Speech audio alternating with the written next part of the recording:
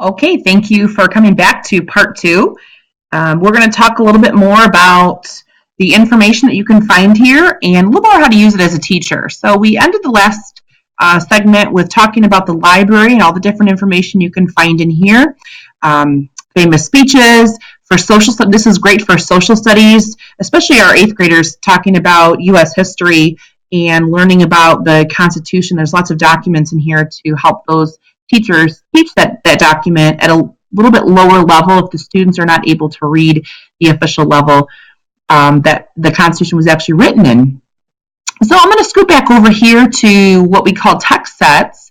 And these text sets are put together by Newsela staff. They can be put together by you as a teacher and other teachers. You can share them with other teachers.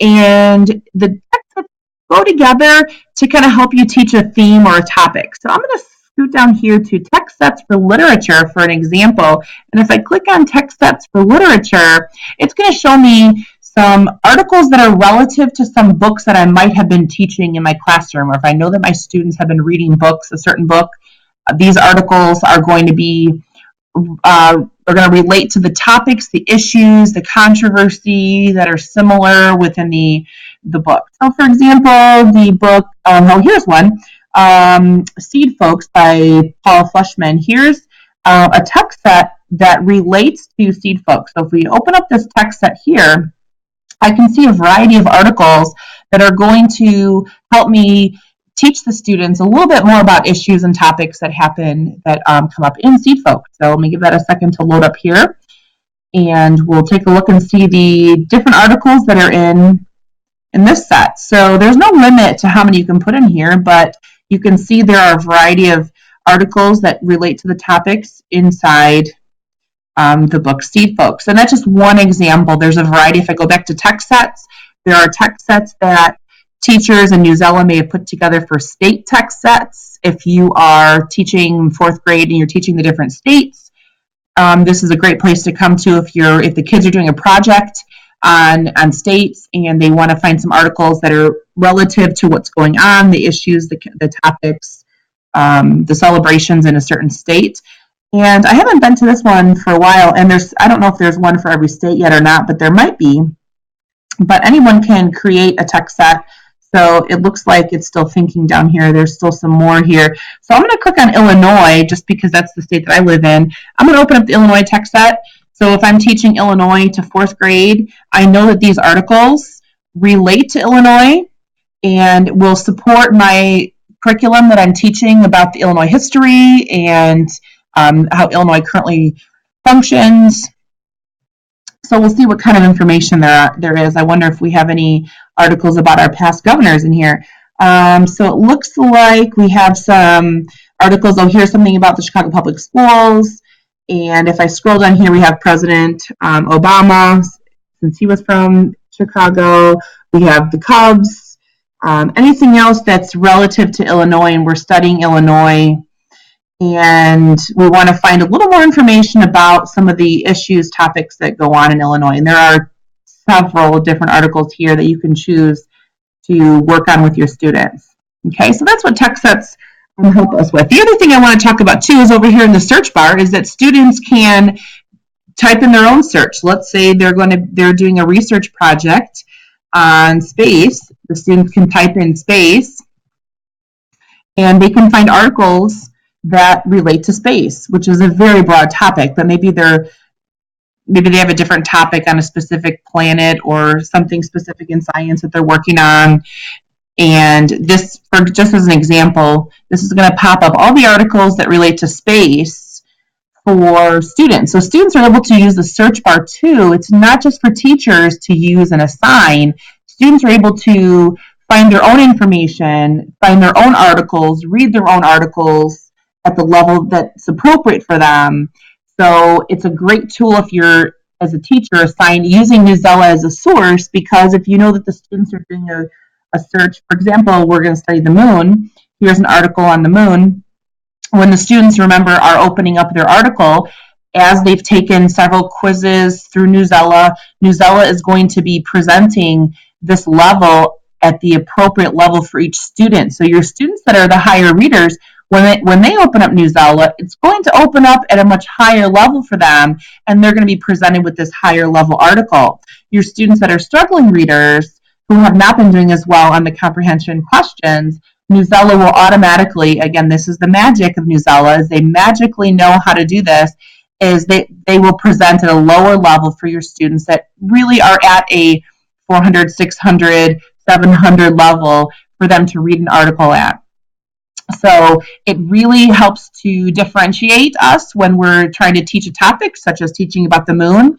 You can know that Newsela is going to help you differentiate for all those different readers, so you're not having to go out and find different articles about the moon for different levels. You just know that you can come to Newsela, you can find an article about the moon, and it's going to automatically, magically adapt to the students based on the algorithm through all of their questions that they're answering. All right. So the next thing I want to talk about is I want to talk about this love button. And I talk about this a lot with teachers when I present because I feel like this is a great tool to use when you want to be able to use it the next day in the classroom. Okay. So now we've looked at a couple different articles so far. We've looked at the supermoon. We've looked at seed folks. We've looked at the tigers. And let's say I come back to school on Monday morning and I know I wanted to use that article, but I don't remember where it was. And I think it was something about the tiger cubs and the zoos, but I'm not seeing it when I search for it.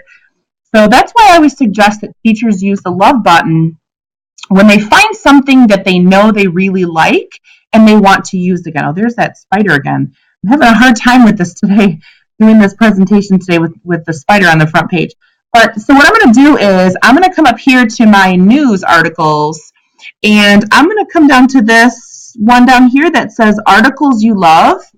So I'm going to click on that one, and it's going to bring me all of the articles that I've clicked the little love button on. Okay, so now in the morning when I'm ready to get started, I know that I've looked at a couple different articles yesterday over the weekend, and I'm I knew I wanted to use some of these. Now I can look back and say, oh yeah, that's right, I did love this article. I kind of put it in like your love queue.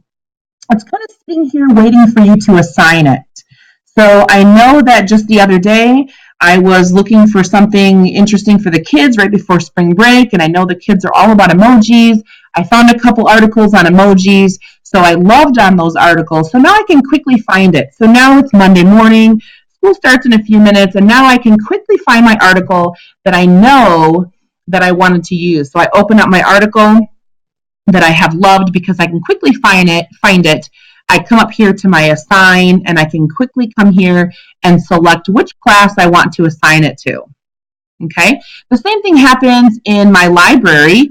If I know that if I find something that I like that I've loved, or that I think that I might use in the future, I would suggest that you go ahead and start loving on your articles because it's going to help you find them quickly. Oh, here it is. Okay, so latest library articles. So these are the latest articles in the library that I happen to have loved for whatever reason that I found something in here that I wanted to use for my kids. So these are the articles that I know that I recently loved. So I know where to find that quickly because sometimes I don't want to assign the article to the kids too early.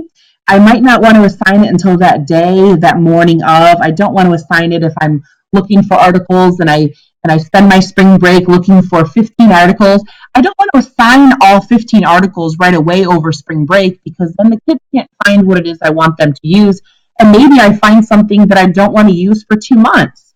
So that's why I always suggest that rather than assigning right away, is you click on this little love button right over here and you start loving on articles. And when I do presentations, I always allow time for teachers to love on the articles. So if you wanted to pause this presentation for a few minutes and spend a little bit of time looking through the library, browsing through the news and through text sets, and just finding some articles that you think might work for you in the future, go ahead and hit that little love button here. It's going to save again in that love queue down here where it says articles you love, or in the library, articles you love, or in text sets where it says text sets you love. Well, I haven't loved any text sets yet. I better get on that. So that's a great place for you to pause right now. Actually, we're going to stop this segment, and I'll see you back after you love your articles.